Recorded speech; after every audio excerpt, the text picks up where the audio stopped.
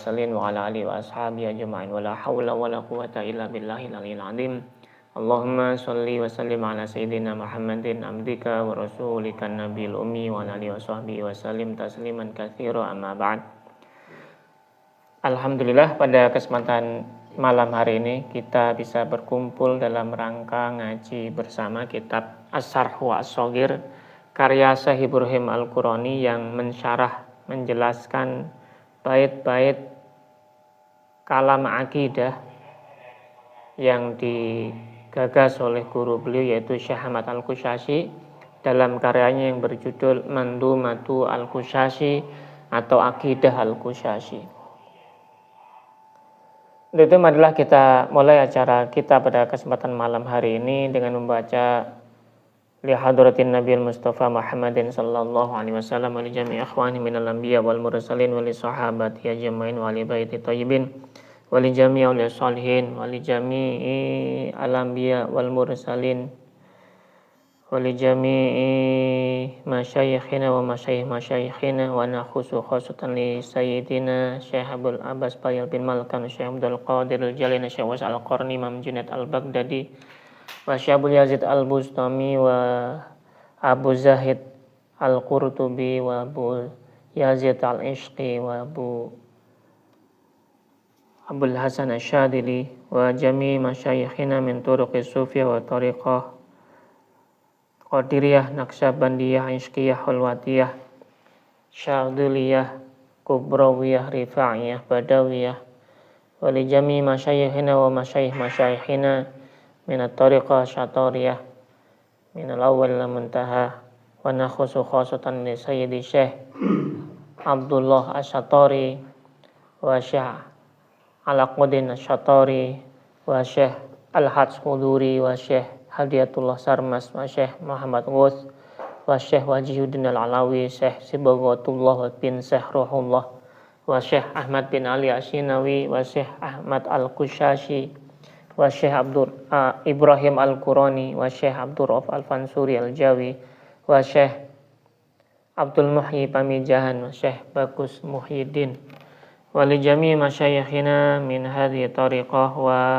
ulama'ina wa syuyukhina minhum Kiai Haji Nurul Islam wa Kiai Haji Adi Nasihul Umam wa Kiai Nurwarji Grobokan wa Kiai Abdul Haris wa Al-Maghfurlah Kiai Umar Faisal Al-Idarus wa Kiai Haji Diyauddin Kuswandi wa Mbah Kuritno Curiko wa li jami'i masyayikhina min at-turuqi sufiyah min jazirati Hindi, Malaysia, Thailand wa hawalaiha wa nakhusu khosatan li al-muallif li hadzal kitab Syekh Ibrahim Al-Qurani wa li syaikhihi Syekh Ahmad Al-Qushayri lahum minna jami'an al-Fatihah. A'udzu billahi minasyaitonir rajim. Bismillahirrahmanirrahim. Alhamdulillahi rabbil alamin arrahmanir rahim maliki yaumiddin. Iyyaka na'budu wa iyyaka nasta'in ihdinas siratal mustaqim siratal ladzina an'amta 'alaihim ghairil maghdubi 'alaihim waladdallin. Amin. Alhamdulillah, kita lanjutkan kembali. Pada kesempatan yang lalu kita sudah bahas tentang kalam nafsi bagi Allah, yaitu kalam dengan makna nafsi tadi. Itu kata-kata nafsi ini kita maknai kata nafsi ini disesuaikan dengan keagungan makna yang layak dari keagungan zat Allah. Sebagaimana juga semua sifat-sifat mutasyabihat yang lainnya dengan tetap mentanzih atau mensucikan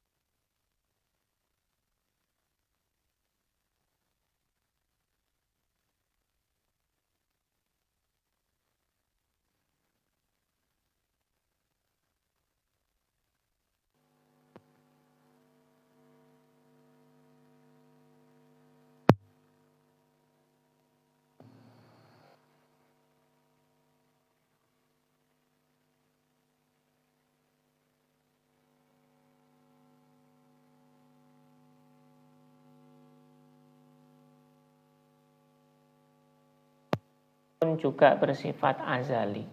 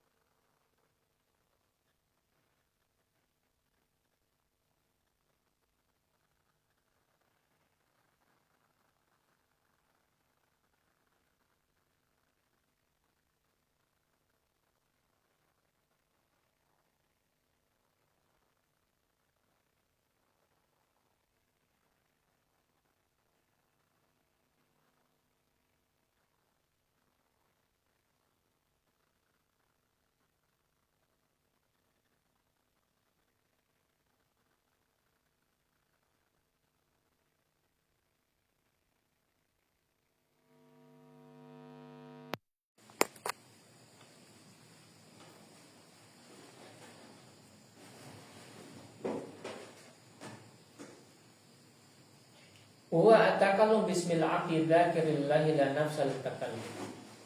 Sebagaimana diungkapkan sebelumnya.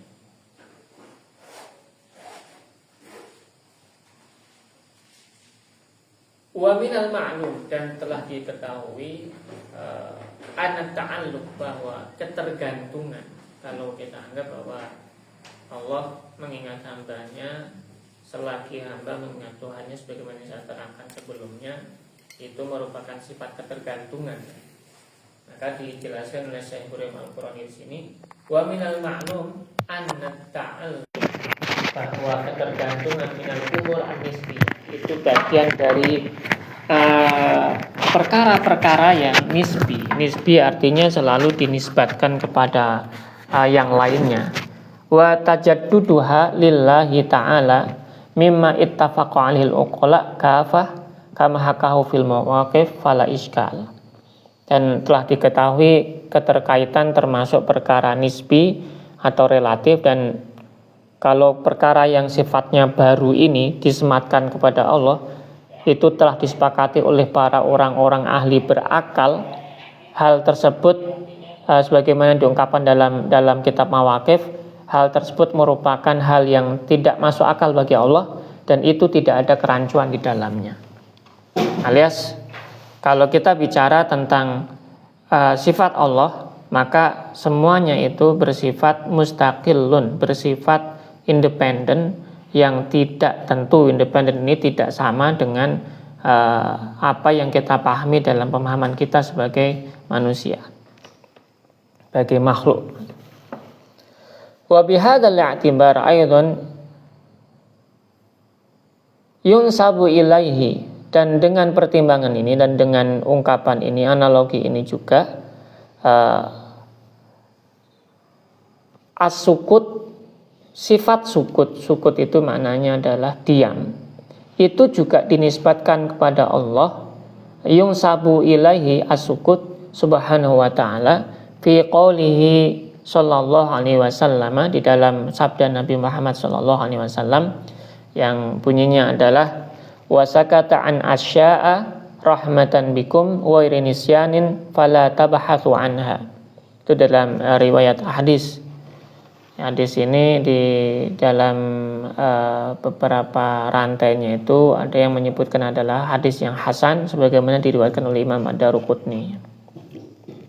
Nah, dalam ungkapan hadis Nabi Muhammad SAW ini, yang artinya wasakata an asya, dan dia Allah itu diam atau tidak berkata-kata tentang segala hal, itu merupakan bentuk rahmat untuk kalian semuanya atau bagi kalian semuanya.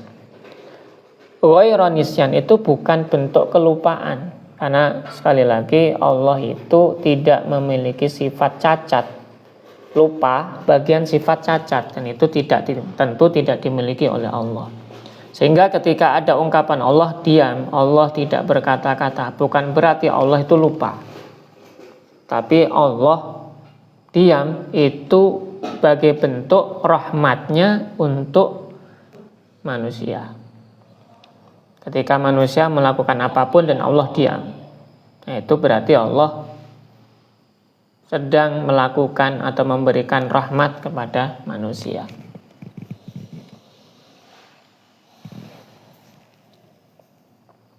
Fa inna hasilahu anna takallumahu ta'ala lam yata'allaq bi bayani hukmi asya rahmatan la nisyan, bahwa dari hasilnya atau dari makna ini kita pahami dari hadis ini bahwa ketika Allah berbicara kemudian Allah diam, sifat diamnya Allah ini bukan berarti Allah itu lupa. Ketika dalam beberapa hal Allah tidak mengatakan atau menerangkan suatu hal, hukum segala sesuatu contohnya, itu merupakan bagian dari rahmatnya Allah.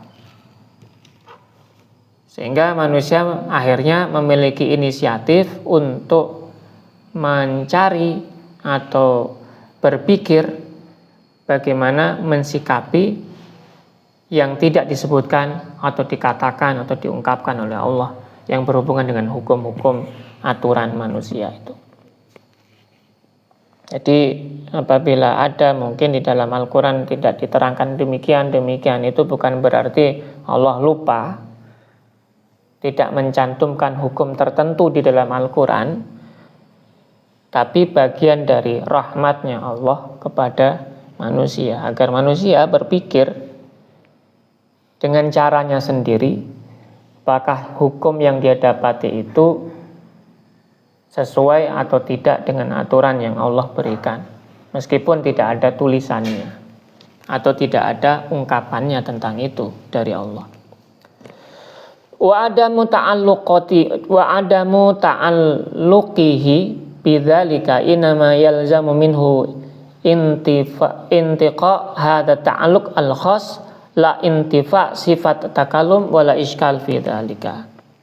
Dan makna hadis ini sebagaimana diungkapkan sebelumnya, bahwa tidak terkaitannya kalam Allah dengan hal tersebut, namanya yang diungkapkan tadi ya, Allah itu diam, artinya diam ini dengan segala hal yang diungkapkan dalam Al-Quran, terus tidak ada keterangan dalam Al-Quran suatu pun tentang satu hukum, bukan berarti ketidakadaan ungkapan Allah di dalam Al-Quran itu bentuk ketergantungan Allah kepada manusia dan sebagainya, tidak. Itu berhubungan dengan bahwa Allah memiliki sikap dan sifat tersendiri yang semuanya itu tidak bergantung dengan apapun dan siapapun. Dan kita ketahui bahwa tidak bergantungnya Allah itu bagian dari sifat sempurnanya Allah sebagai maha yang mustaqil, maha yang berdiri sendiri. Dan itu oleh orang-orang ulama mutakallimun tidak ada perdebatan di dalamnya. Li'anal umur an-nisbiyah, karena umur atau perkara-perkara yang bergantung, yang berhubungan dengan satu hal yang bergantung dengan masalah tertentu atau bergantung dengan yang lain, idza jaza tajadduduha lillahi ta'ala bittifaqil uqala faqad jaza intifa'u ba'dihha duna ba'din. Dan apabila perkara-perkara yang bersifat nisbi itu boleh untuk diperbarui bagi Allah atau untuk Allah, sebagaimana disepakati orang-orang ahli akal ya, yang berakal ya. Nah, itu umpamanya ya. Maka Faqad jaza, boleh pula intifa'u, meniadakan sebagian yang lainnya. Dan kalau ini terjadi berarti realisasi makna pembaruan bahwa Allah itu baru, karena ada hal yang baru terjadi, yang lain berarti dinafikan. Itu berarti Allah bersifat baru, dan itu tentu ini tidak mungkin bagi Allah. Ini jelas-jelas muskil bagi Allah. Nah, untuk itu sangat jelas bahwa Allah tidak memiliki sifat ketergantungan yang seperti ini. Dan wa huwa dhahir, dan ini merupakan jelas, hal yang jelas sekali.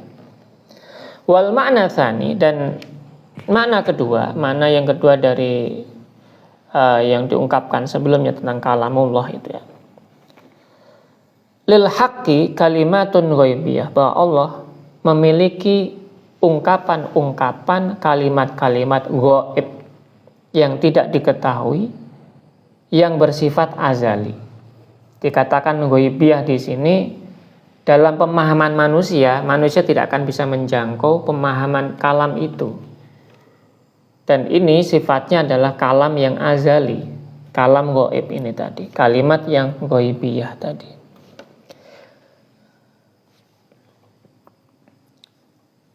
Azaliyah mutarattibah fi ilmihi ta'ala azalan min ghairi ta'aqubin muhaqqiqin kamatala istihalitihi.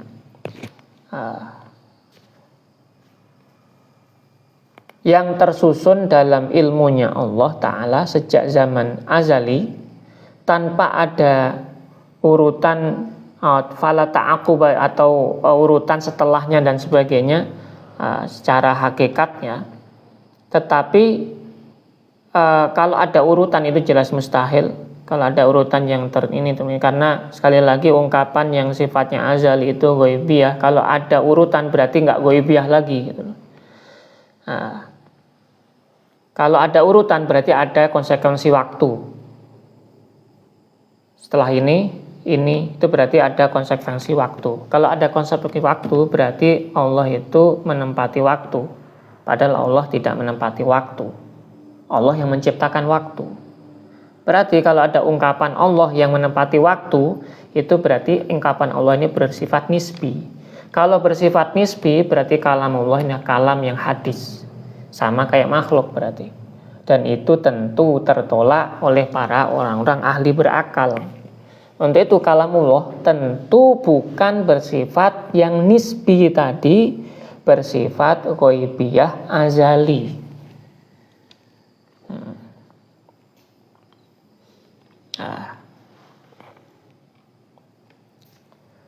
Wa haitsu la zamana fil azal, bagaimana yang diungkapkan bahwa ta'aqub itu bagian dari waktu, padahal di zaman azali tidak ada waktu, tidak ada zaman. Fala ta'aquba, untuk itu tidak mungkin ada perselisihan waktu. Jadi setelah ini begini, setelah ini tidak ada itu. Walakinil kalam an-nafsi, sedangkan kalam nafsinya Allah itu bersifat al-azali, lamma kana khitaban mutawajjihan ila mukhatabin muqaddarin fi zamanin muqaddar.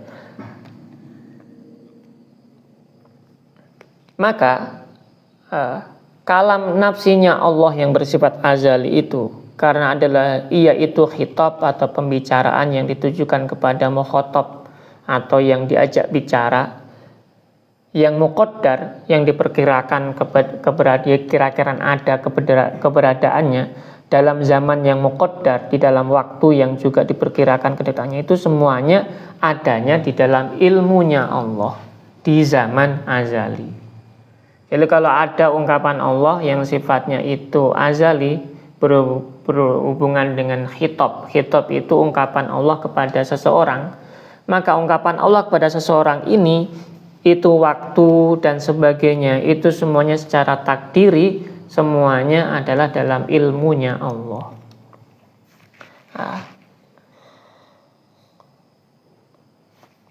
Kanat al-azmina thalatha al-maqisah ila ahwal al-mukhatab muqaddarah azalan fil ilmi, semuanya itu merupakan hal yang berada di dalam ilmunya Allah.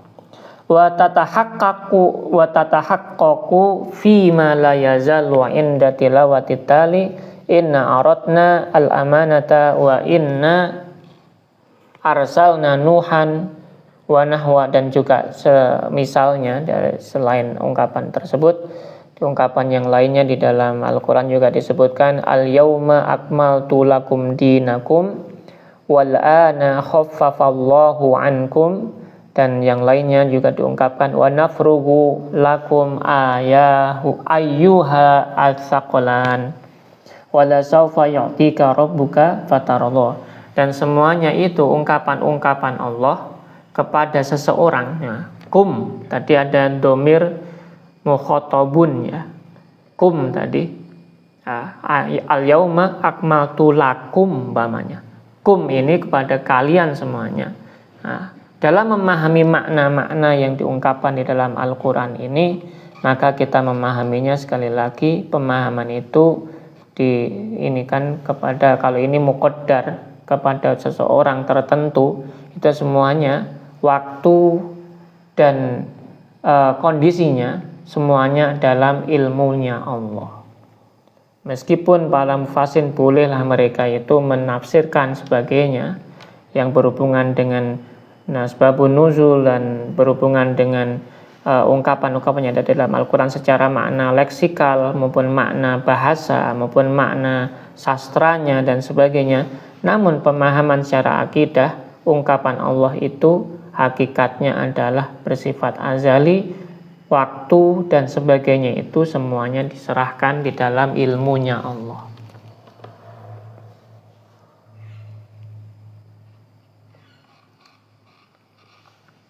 Sehingga di dalam pemahaman keterangan ini kita pahami ada beberapa hal terkait.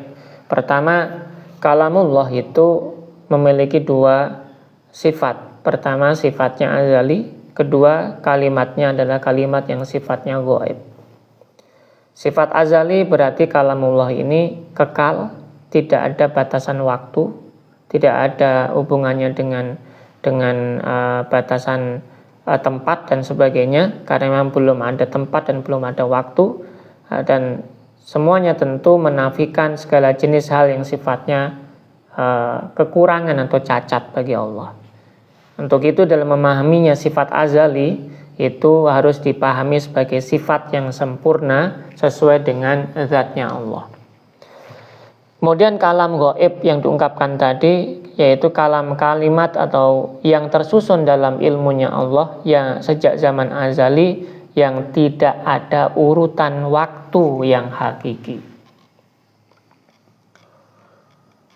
Baik, saya lanjutkan kembali. Wal Quran, adapun Al-Quran sebagaimana diungkapkan di dalam keterangan ini, wal Qur'anu kalamullah, itu merupakan kalam Allah bihadal makna atsani, di dalam makna yang kedua tadi. Makna yang kedua itu bagaimana? Ai annaha kalimatun ilmiyatun mujarradatun anil mawad mutlaqan hissiyatan kanat au khayaliyatan. Al-Quran adalah kalamullah, firman Allah, dengan makna yang kedua yang diungkapkan tadi, yaitu bahwa ia, kalamullah tadi, Quran tadi, merupakan kalimat-kalimat ilmiah yang bersifat keilmuan dari Allah, yang murni dari, yang terbebas sama sekali dari hal-hal yang bersifat materi, bersifat fisik ya. Berarti terbebas dari semua hal yang disifati seperti sifatnya makhluk ya, secara mutlak.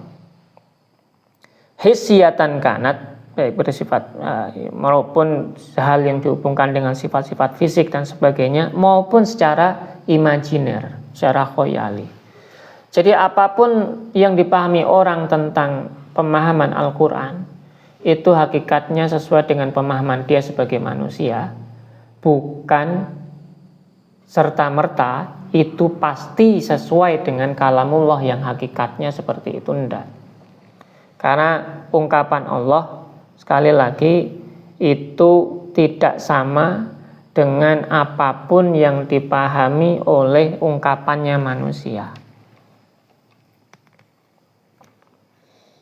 Au rohaniyatun mutarattibatun fi ilmihil azali azalan, atau ungkapan-ungkapan Allah ini yang tersusun di dalam ilmunya Allah itu semuanya bersifat azali pada zaman atau sejak zaman azali. Hadat taratub al-masyhud baina daftail mushaf ghairu makhluk. Susunan yang terlihat, yang kita tahu ada 2 sampul umpamanya di dalam mushaf dan sebagainya, ghairu makhluk, itu bukanlah makhluk, itu tidak diciptakan. Li'annahu, kalau susunan yang terlihat seperti mushaf itu umpamanya yang kita tahu itu, kalau fisiknya jelas itu tercipta, dibuat, tapi isi dan sebagainya itu pada hakikatnya itu tidak diciptakan. Ghairu makhluk itu bukan makhluk maksudnya. Li'annahu min haitsu annahu kalamun nafsi, karena pada hakikatnya itu adalah kalam nafsinya Allah. Perkataan Allah, perkataan dari zatullah. Min syu'unil azaliyah, dari zaman atau dari yang termasuk merupakan perkara-perkara yang sifatnya azali. Wal kalimat al-qadimah itlau lam yakun al-kalam nafsi mutlaqan kamalan hakikian lam yajuz an yuttasaf lam yajuz an yattasifal haq bihi aslan. Dan kalam nafsi yang disebutkan tadi adalah kalimat-kalimat yang qadim tadi, yang bersifat azali itu, secara mutlak itu kalau tidak bersifat sempurna, maka tidak mungkin itu merupakan sifatnya Allah. Untuk itu wajib bersifat sempurna secara mutlak. Untuk itu kalam qadim itu kalam yang sifatnya sempurna bagi Allah, dan maka tidak mungkin, karena Allah itu tidak mungkin bersifat tidak sempurna. Untuk itu kalam qadim itu tentu bersifat sempurna, karena Allah itu maha suci dari berbagai macam kekurangan. Kalau kita sifati sifat qadim ini ada kekurangan, berarti kita memiliki pemahaman atau pemaknaan yang menganggap bahwa Allah memiliki sifat yang kurang. Tentu itu tertolak secara akal, karena Allah maha sempurna. Untuk itu dalam memahami ungkapan-ungkapan Al-Quran yang sifatnya itu tertulis, itu kalau secara ilmu akidah semuanya makna itu pada hakikatnya adalah Allah yang lebih mengetahuinya. Karena apa yang ada di dalam ungkapan-ungkapan tersebut pada hakikatnya meskipun berisi sejarah, meskipun berisi cerita dan sebagainya, pada hakikatnya semuanya adalah kalam yang sifatnya kalam qadimun. Kalam yang qadim, yang berasal dari zaman azali, yang tentu semuanya memiliki kesempurnaan. Lakinil haq muttasafun bihi bin nas fahuwa kamalun hakiki wa kullu kamalin lillahi fahuwa azaliyun, dan setiap kesempurnaan bagi Allah itu merupakan sifat-sifat yang bersifat azali. Li'anna kamalatahu dzatiyatun, karena kesempurnaan Allah itu merupakan kesempurnaan yang bersifat zati maksudnya, yang melekat pada zatnya Allah. Sekali lagi, pemahaman kata zat jangan disamakan dengan zat, karena kalau zat materi, fisik dan sebagainya.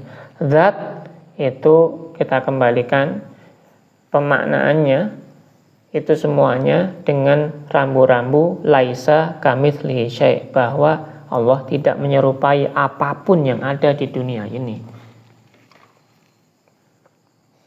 Wa dzatu wajibatul wujud, dan zat Allah merupakan zat yang wajib wujudnya, wajib adanya. Sekali lagi, kata wujud bukan bentuk, tidak dimaknai bentuk, tapi dimaknai ada. Jadi wujud itu dimaknai ada. Artinya zatullah itu merupakan zat yang wajib adanya, zat yang wajib keberadaannya. Alam yang bersifat makhluk semuanya merupakan wujud yang tidak wajib ada, alias pada hakikatnya alam ini hanya bersifat wujud yang nisbi, wujud yang seperti bayang-bayang.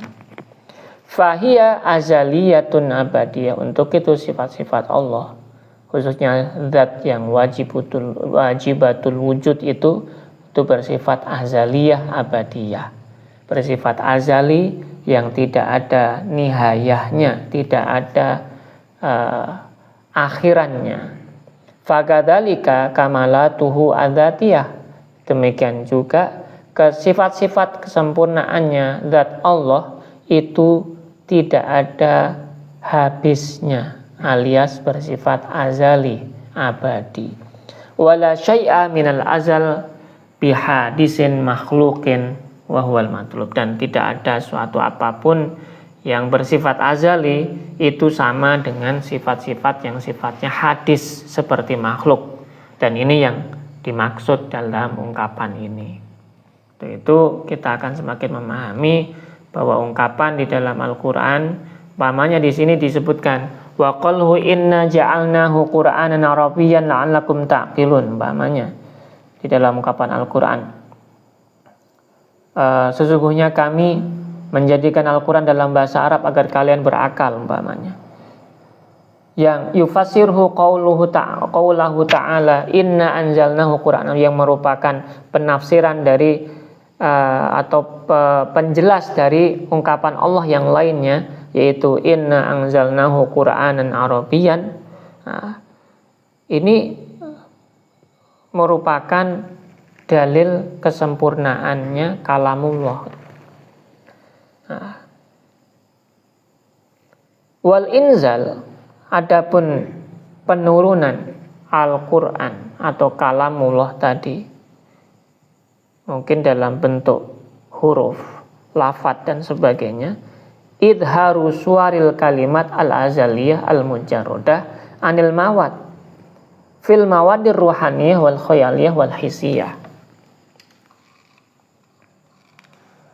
Penurunan atau Al-Qur'an tadi atau kalamullah itu kata munazzal, ya, dari ungkapan Al-Qur'an tadi, inna anzalnahu qur'anan arabiyyan, sesungguhnya kami turunkan Al-Qur'an ini berbahasa Arab namanya. Oh, berarti kalamullah itu bahasa Arab, ya? Bukan begitu juga pemahamannya.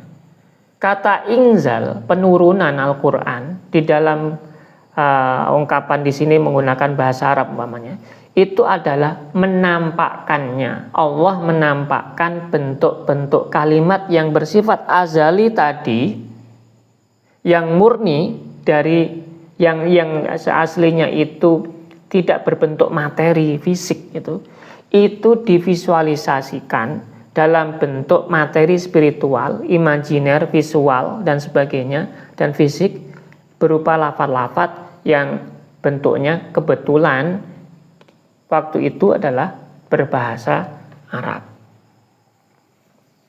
bagi Al-Qur'an.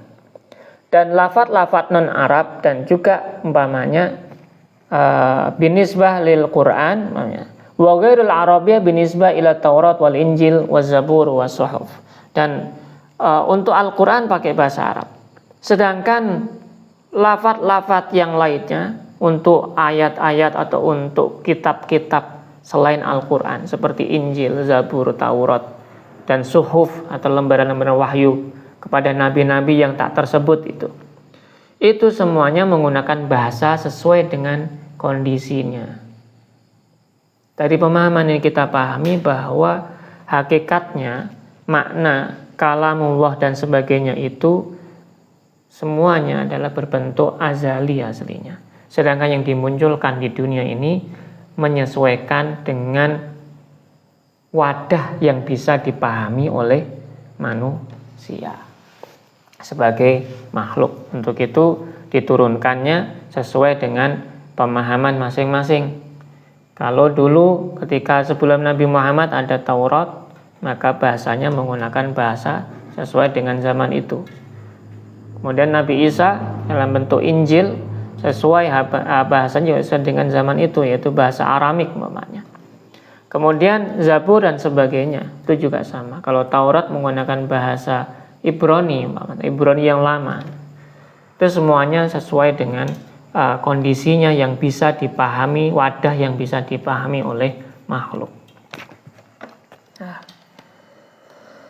itu yang bisa saya sampaikan.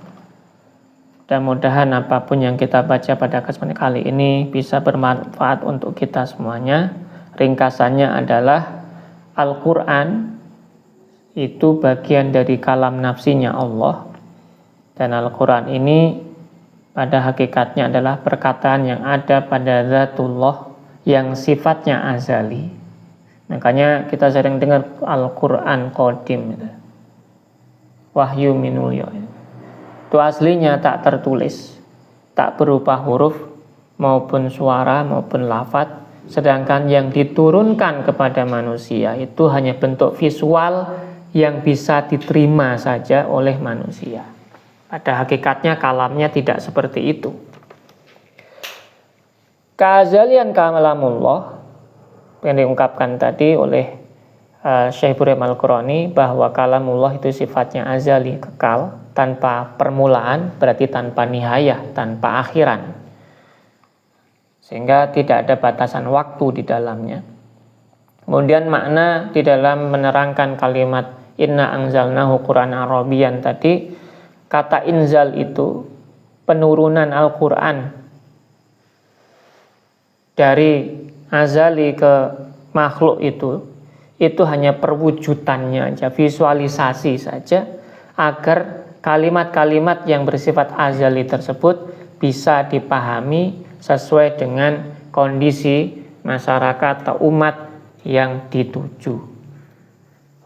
Untuk Nabi Muhammad berbahasa Arab karena memang yang dituju adalah orang-orang Arab. Untuk nabi-nabi sebelumnya seperti Nabi Musa menggunakan bahasa sesuai yang diungkapkan oleh Nabi Musa, mungkin Ibrani ya. Kemudian Nabi Isa menggunakan Aramik dan sebagainya. Itu semuanya disesuaikan dengan kondisi pada makhluk atau masyarakat yang ada pada waktu itu. Semoga bermanfaat. Wa'alafu minkum wallahu muwaffiq ila aqwamit thoriq. Wassalamualaikum warahmatullahi wabarakatuh.